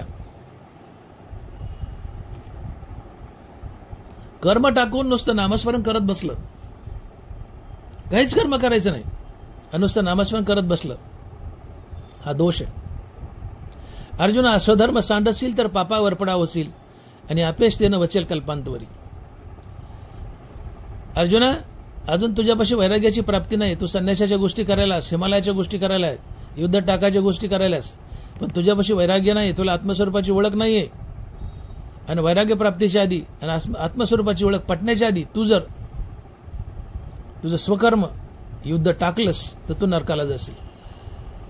अर्जुना, स्वधर्म सांडशील तर पापावर पडा होशील आणि अपेस तेनं वचेल कल्पांतवरी. मग जवबरी निरार्थता नाही तवरो व्यापारो असे पाही, मग संतुष्टीचे ठाई कुंठे सहज. जोपर्यंत वैराग्य नाही आणि आत्मस्वरूपाची ओळख नाही तोपर्यंत आपल्या वाट्याला आलेलं कर्म कुणी टाकू नये. टाकलं तर तो पापी आहे. तुकोबारायचा लंड म्हणतात. न बांधता स्थिती अंगी कर्म त्यागी लंडतो, तुका माने अधम त्याशी भक्ती दुषी हरीची. न बांधता स्थिती अंगी, आत्मस्थिती नाहीये, आत्मस्वरूपाची ओळख नाही, वैराग्य नाही आणि कर्म टाकलंय, तो लंड आहे. तुका म्हणे अधम त्याशी भक्ती दुषी हरीची. तो भक्तीला भूषण नसून दूषण आहे. आणि मग कर्मयोग आणि भक्तियोग हे अक्षरशः एक रूप आहेत. आणि मग कर्मयोगाची आणि भक्तीची खरी व्याख्या ही ठरते की मुखात भगवंताचं पवित्र नाम धारण करून, अर्थात मुखात हरिनाम धारण करून आपलं प्रत्येक कर्म कर्माभिमानाने प्रभुपूजा समजून ईश्वराप्रित्यत आणि ईश्वरार्पण बुद्धीने निष्काम भावनेने करा. हाच कर्मयोग आहे आणि हीच भक्ती आहे. मुखात देवाचं नाव धारण करा, मुखात हरिनाम धारण करा. मुखामध्ये हरिनाम धारण करून आपलं प्रत्येक कर्म कर्माभिमानाने फलेच्या टाकून कर्तव्य आणि प्रभुपूजा समजून ईश्वराप्रित्यर्थ निष्काम भावनेने करा. हाच कर्मयोग आहे आणि हीच भक्ती आहे. म्हणून कर्म अधिक नाम बरोबर भक्ती, निष्काम कर्म अधिक निष्काम नाम बरोबर भक्ती. आपल्या वाट्याला कर्मही करा आणि नामही घ्या. या दोन्हीची सांगड घाला. पक्षाला उडायला दोन पंख लागतात, एक पंख छाटला तर उडता येत नाही. भक्तीला दोन पंख आहेत, नाम आणि कर्माचं. या पंखानं भक्ती गगन भरारी घेते आणि पांडुरंग गाठते. म्हणून नामही गाळू नका, कर्मही गाळू नका, भक्तीला उडता येणार नाही. म्हणून कर्म अधिक नाम बरोबर भक्ती, निष्काम कर्म अधिक निष्काम हरिनाम बरोबर भक्ती. आणि मग ही जी साधनं आहेत, संत आता प्रसन्न झाले चरणसेवा केल्यामुळं, पाय धरल्यामुळं. संत साधनं सांगतात. त्यात ज्ञानयोग आहे, कर्मयोग आहे, भक्तियोग आहे, अष्टांग योग आहे, अजून इतर काय असतील. तर संत यातलं अवघड बाजूला फेकून देतात, अवघड बाजूला टाकतात आणि सोपं सांगतात. आपल्या वाटेला कर्म देवाची पूजा म्हणून करा आणि त्याला हरिनामाची संगती द्या. हीच भक्ती आहे, हाच कर्मयोग आहे. तात्पर्य कर्म तर कराच आणि सोबत नाम घ्या.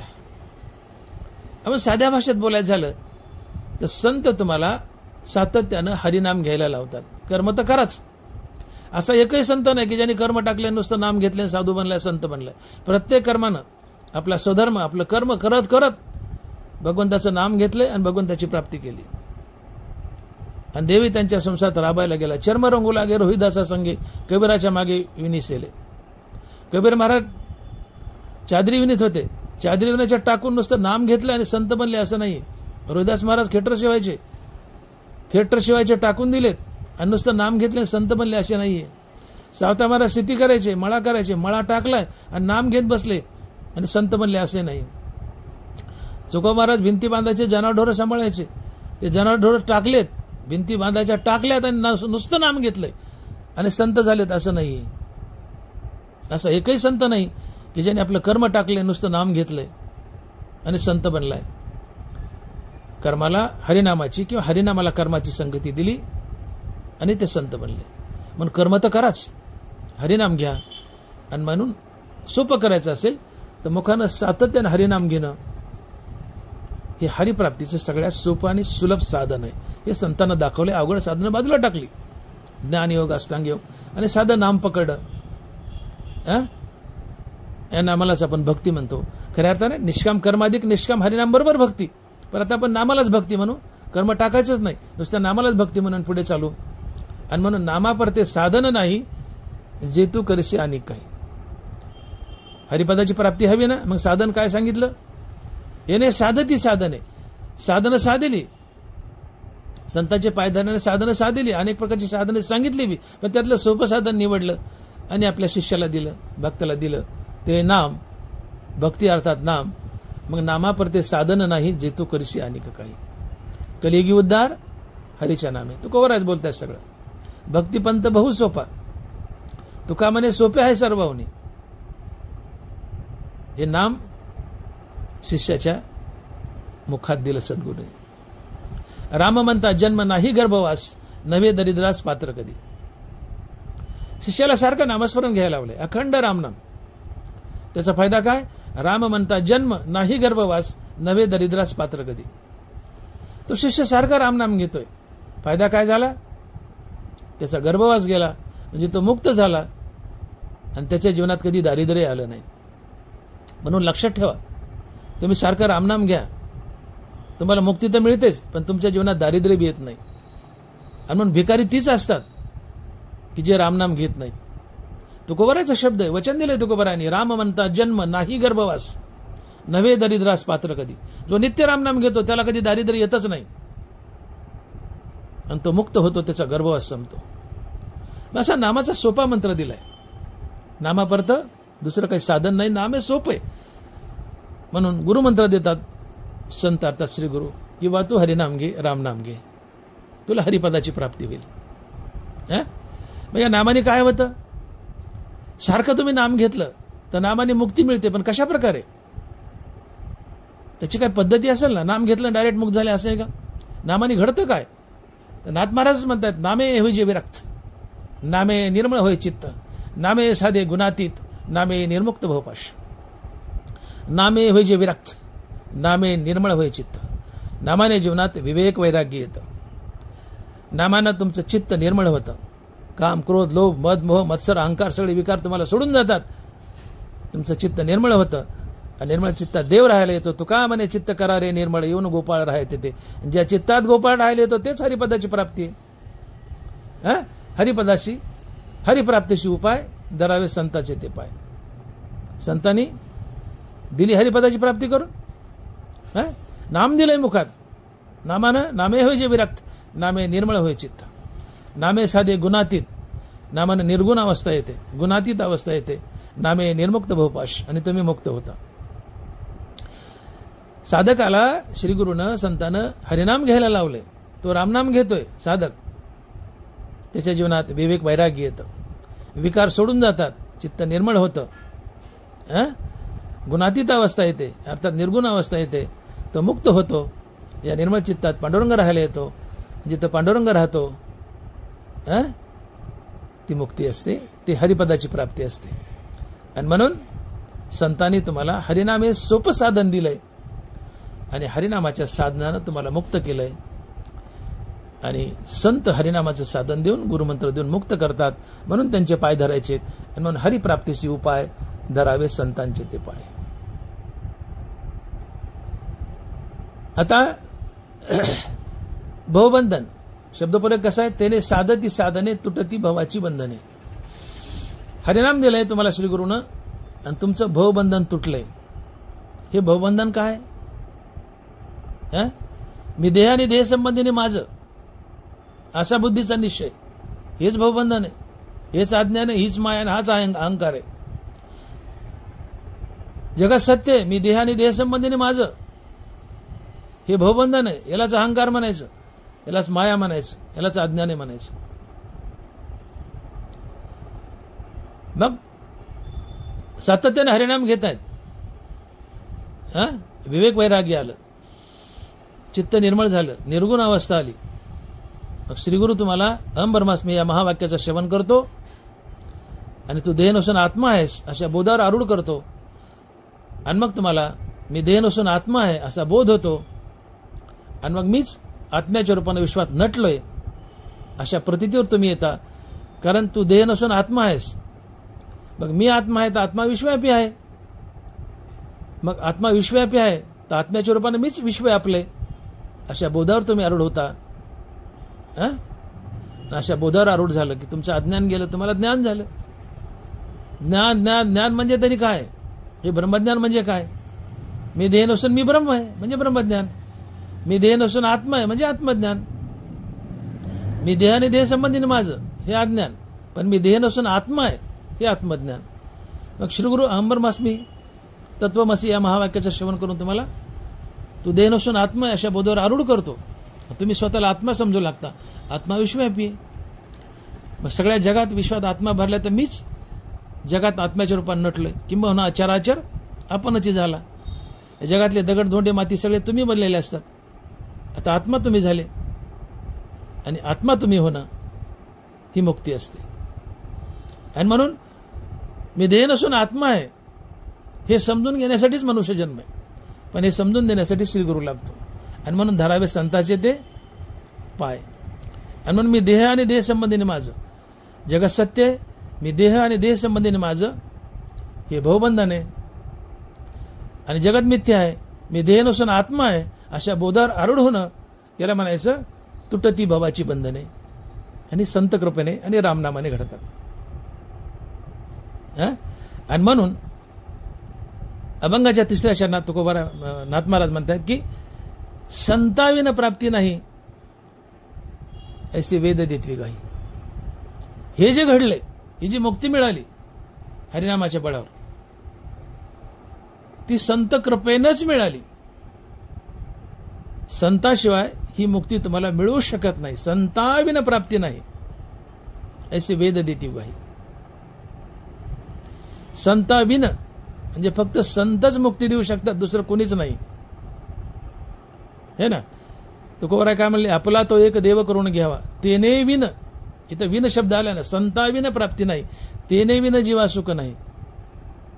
देव आपलासा करून घेतला. आता देव आपलासा करून घेणं अवघड आहे. मग देव आणि देवाचं नाव एकच आहे. नाम आणि नामी यांच्यात अभेद आहे. मग देवाचं नित्य नाम घेतलं म्हणजे देवच आपला करून घेतला. मग नित्य नाम घेतलं तुम्हाला सुखाची प्राप्ती झाली. मग सुख हवंय तर देव आपलासा करून घ्या, हरिनाम आपलासा करून घ्या, तरच तुम्हाला सुखाची प्राप्ती होईल. अर्थात हरिनाम नाही घेतलं तुम्हाला सुखाची प्राप्तीच होत नाही. मग तेने विना जीवा सुख नये. देव आपलासा करून घ्या, अर्थात हरिनाम आपलासा करून घ्या, तरच सुखाची प्राप्ती होईल. हरिनाम आपलासा करून नाही घेतलं तर तुम्हाला सुखाची प्राप्तीच होणार नाही. मग तेने विना जीवा सुख नये. हरिनामाविना तुम्हाला सुख मिळू शकत नाही, देवाविना तुम्हाला सुख मिळू शकत नाही. तसं संताविना मोक्ष मिळू शकत नाही. संतच मोक्ष देऊ शकतात, इतर दुसरं कोणी नाही. आणि मग संताविना प्राप्ती नाही अशी वेद देती गाही. वेद हा सगळ्यात मोठा माणूस आहे. वेदानं साक्ष दिली आणि म्हणून फार मोठ्या माणसाची साक्ष असल्यामुळं, पुरावा असल्यामुळं, प्रमाण असल्यामुळं संतच मुक्ती देऊ शकतात हे सिद्ध झाले. म्हणून संताविना प्राप्ती नाही ऐसे वेद देती ग्वाही. आता आपण बोलून गेलोय की या जगतात संत भेटी अतिशय दुर्मिळ आहे. अतिशय दुर्मिळ आहे. शब्दप्रयोग कसा आहे की संताविना प्राप्ती नाही ऐशी वेद देती ग्वाही. संताशिवाय प्राप्तीच नाही. संतच मुक्ती देऊ शकतात, इतर दुसरं कोणी नाही. मग संत तर दुर्मिळ आहेत. या जगात 3 गोष्टी अतिशय दुर्मिळ आहेत. एक मनुष्यजन्म. मनुष्यजन्म मिळाला तर परमार्थाची आवड निर्माण होणं. परमार्थाची आवड निर्माण झाली तर तो परमार्थ कडीला नेणारा श्रीगुरु अर्थात संत भेटणं. या 3 गोष्टी जगतात अतिशय दुर्मिळ आहेत. पहिले मनुष्यजन्मच दुर्मिळ आहे. मिळालाच मनुष्यजन्म तर परमार्थाची आवड निर्माण होणं दुर्मिळ आहे. झालीच परमार्थाची आवड तर तो परमार्थ कडीला नेणारे संत मिळणं दुर्मिळ आहे. आणि म्हणून बहु अवघड आहे संत भेटी. परी या जगजेठी कृपा केली, परी या जगजेठी करुणा केली. मी बोलून गेलो जसं परीस आणि अमृत दुर्मिळ आहे तसं संत दुर्मिळ आहेत. एक तर मनुष्य जन्मच लवकर मिळत नाही, कोट्यावधी वर्षांनी मिळतो. कोट्यावधी वर्षांनी. ते 10-20 कोटी काय असतील ते असतील. मनुष्य जन्मच दुर्मिळ. मिळाला हुकून चुकून. परमार्थाची आवड, हरिपदाची आवड निर्माण होणे हे दुर्मिळ आहे. झालीच तर हरिपदाची आवड करून देणार आहे आणि तो हरिपदाची प्राप्ती करून देणार संत मिळणं दुर्मिळ आहे. मुक्ती मिळवून देणारे संत दुर्मिळ आहेत. मग मी उपाय सांगितला, बोलून गेलो मी का बोलतोय डबल, की नाथ महाराज म्हणतात की संताविना प्राप्ती नाही, संताशिवाय प्राप्तीच नाही, संत तर दुर्मिळ आहेत. मग मी बोललो, तुझे नामची कोणी एक वेळे, जयाची मुखाशिका काना मिळे, त्याच्या हृदया सांडोनी पळे भेदची साच. देवा, तुझं नाव का एकदा तोंडात फिट झालं, त्या नित्य नामधारकाच्या हृदयाला भेद अर्थात द्वैत केव्हा सोडून गेला असतं. तो नित्य नामधारक अद्वैतात उभा असतो, जो अद्वैतात उभा असतो, जगत परमात्मा स्वरूप पाहतो, तो एक छोटा मोठा संतच असतो, जरी त्याला आत्मज्ञान झालं नाही तरी. आणि म्हणून आपल्याकडे जे कीर्तनकार आहेत, नित्य नामधारक आहेत, दर्शनाची प्रशस्ती पुण्यपुरुष, ज्याच्या बाजूला जाऊन बसलं की प्रशस्त वाटतं, हवावं असं वाटतं, एक प्रफुल्लित अवस्था निर्माण होते. कीर्तनकार आहे, त्याच्या बाजूला बसले, त्याच्या दर्शनाने तुम्हाला प्रशस्त वाटलं, समजून घ्या तो नित्य नामधारक आहे. नित्य नामधारक आहे, नामाची आवड आहे, तो देव असतो, तो संत असतो, जरी आत्मज्ञान झालं नाही तरी. नामाची आवडी तोची जाणा देव. नित्य नामधारक आहे, नामाच्या बळावर अद्वैतात जगतो, द्वैत गेले अद्वैतात जगतो, अद्वैतात जगतो, जगत परमात्मा स्वरूपात होतो, एक छोटा मोठा संतच असतो. आणि म्हणून अशा कीर्तनकाराला जो नित्य नामधारक आहे, त्याला शरण जा, त्याचे पाय धरा, तोही कालांतरानं श्रीगुरूच्या कृपेने मुक्त होईल आणि तुम्हालाही मुक्त करेल. तुम्ही सदशिष्य बना. जो कीर्तनकार नित्य नामधारक आहे, कीर्तन करतो, नित्य नामधारक आहे, नित्य नामधारक आहे, या नामाच्या बळावर त्याच्या जीवनात विवेक वैराग्य येईल, चित्त निर्मळ होईल, श्रीगुरूची भेट होईल, निर्गुण अवस्थेत जाईल, मुक्त होईल. का येऊनी फळाचा घडू, पारुशिली किडीची वाढू, श्रीगुरु भेटवणी करी बुभूत सुजैसा. तुम्ही निर्विकारी बना, सदशिष्य बना. श्रीगुरु स्वतःहून येतो आणि तुमचा आत्मोद्धार करतो. माझ्या विठोबाचा कैसा प्रेमभाव, आपणचे देव होई गुरु. सद्गुरूची काळजी करू नका, संतांची काळजी करू नका, ते दुर्मिळ आहेत. पण देव येईल श्रीगुरूचं रूप घेऊन, किंवा नित्य नामधारक असा कीर्तनकार, तोही सद्गुरू असू शकतो. भविष्यात त्यालाही सद्गुरू भेटेल, तो संत बनेल, आत्मज्ञान प्राप्त करून तुम्हालाही मुक्त करेल. किंवा आपण पर्याय सांगितला, दानवारा तुकोबारा यांची प्रतिमा, तिथंच त्यांचे पाय धरा. दानवारा तुकोबाराची गाथा ज्ञानेश्वरी, हेच आमचे गुरु आहेत, हेच आमचे संत आहेत, त्यांचे पाय धरा, ग्रंथावर डोकं ठेवा. आणि म्हणून हा शास्त्र सिद्धांत आहे की ज्ञानेविना मोक्ष नाही, हा सिद्धांत. तसा हाही सिद्धांत आहे की संताविना प्राप्ती नाही, ऐसे वेद देत वेगाही. संतच तुम्हाला मुक्त करतात, इतर दुसरं कुणीही करू शकत नाही. एवढंच नाही तर संत तुमचं हवं ते मनोरथ पूर्ण करतात. हे अभंगाच्या शेवटच्या चरणात महाराज लिहित आहेत, एका जनार्दनी संत पूर्ण करीती मनोरथ. एका जनार्दनी संत पूर्ण करीती मनोरथ. संत तुमचं प्रत्येक मनोरथ पूर्ण करतात. मनोरथ म्हणजे इच्छा, प्रत्येक इच्छा पूर्ण करतात. बारीक सारीक संसारातल्या झिटूमिटू इच्छा तर पूर्ण करतातच, पण त्या साधकानं मागू नये, तर त्याला साधक म्हणत नाहीत. साधकाची दशा उदास असावी, उपाधी नसावी अंतर्बाह्य. साधक हा उदास असतो, विरक्त असतो. संसारातल्या वस्तू कशाला मागेल? साधकाचं एकच मनोरथ आहे, एकच इच्छा आहे, मुक्ती आहे, हरिपद, भगवत प्राप्ती. म्हणून साधक इच्छेत अडकतच नाही. जो अडकतो तो साधक नसतोच. पण तरी तुमची जी काही इच्छा असेल ती संत श्रीगुरु पूर्ण करतो. संसारातली असो किंवा परमार्थातली असो. परंतु संसारिक इच्छेमध्ये, मनोरथामध्ये अडकायचं नाही, त्याने संसार बंधन गळ्यात पडतं. एकच इच्छा, एकच मनोरथ ठेवा की श्रीगुरु हे संत महात्मे मला हरिपद द्या, अर्थात सायुज्य मुक्ती द्या, अर्थात भगवत प्राप्ती करून द्या, अर्थात मला संत बनवा. संतपद हे हरिपदाच्याही पुढचे. हरिपद 4था पुरुषात, संतपद 5व्या पुरुषात.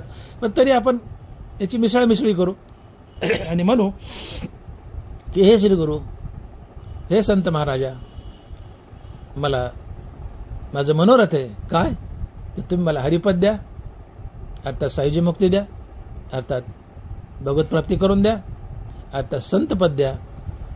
संत तुमचं मनोरथ पूर्ण करतील आणि तुम्हाला मुक्त करतील, हरिपद देतील.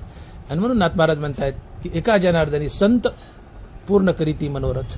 विठोबाय रखुमाई, जय जय विठोबाय रखुमाई. विठोबाय रखुमाई, जय जय विठोबाय रखुमाई, विठोबाय रखुमाई, विठोबाय रखुमाई. याच्यामध्ये आपण अभंगाचा भावार्थ पाहिलाय. अगदी एकच मिनिटात अभंगाचा सारांश. नाथ महाराज म्हणतात की हरिप्राप्तीचे उपाय धरावे संतांचे ते पाय. तेने साधती साधने तुटती भवाची बंधने. संताविन प्राप्ती नाही ऐसे वेद देती ग्वाही.